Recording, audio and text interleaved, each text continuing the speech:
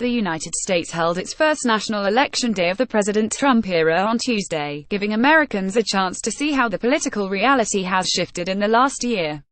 Democrats reached expected wins in the two most high-profile races, though the lack of polls with countrywide import also cast the spotlight on small changes being made at the local level. Here's a quick roundup of what happened on Election Day. Governors. With the federal government waiting for congressional elections next year, the big-ticket items this year were the governor's mansions in Virginia and New Jersey. 8 years of embattled Chris Christie, who sank to historic lows after his abortive attempt at the White House and endorsement of Trump, led to a victory for Democrat Phil Murphy over his potential successor Kim Wadenia. Murphy, a former ambassador to Germany, will control one of the most powerful governorships in the country, with the ability to line-item veto parts of the budget. He will be joined in entering office by Virginia Democrat Ralph Northam, who will keep the state under Democratic control after defeating Republican Ed Gillespie.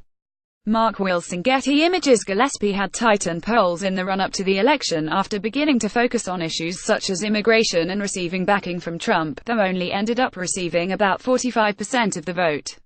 Liberals also kept hold of the New York City mayorship, with incumbent Bill de Blasio cruising to an easy victory over Republican Nicole Malliotakis. First, smaller races throughout the country saw a wave of politicians making historic firsts for their states and in some cases the entire country. Andrea Jenkins became the first openly transgender person of color to be elected to office in the United States by winning a city council seat in Minneapolis. Danica Roem won election to the Virginia House of Delegates, which advocates say makes her the first openly transgender person elected to represent a district at the state house level. Tuesday also saw history-making wins for minority lawmakers, including Ravi Bella becoming the first Sikh mayor of Hoboken, NJ, days after racist flyers with his face were distributed.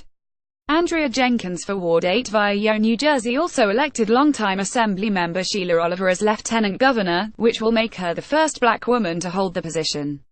Ballot initiatives. People exercising their democratic rights extended not just to picking representatives but to voting directly on measures that impact their lives. The citizens of Maine were presented with what some called an Obamacare referendum, with the choice to expand Medicaid under the Affordable Care Act. Different states have decided through the legislatures whether or not to expand the measure, though the Maine election, after the move was repeatedly vetoed by the state's governor, was the first time it had been put directly to voters. Maine will now join more than 30 other states with the expansion after close to 60% voted in favor. Another healthcare-related ballot initiative failed in Ohio, where voters overwhelmingly rejected a measure, heavily opposed by the pharmaceutical industry, that would have mandated state agencies pay no more for prescription drugs than the discounted prices paid by the Veterans Administration.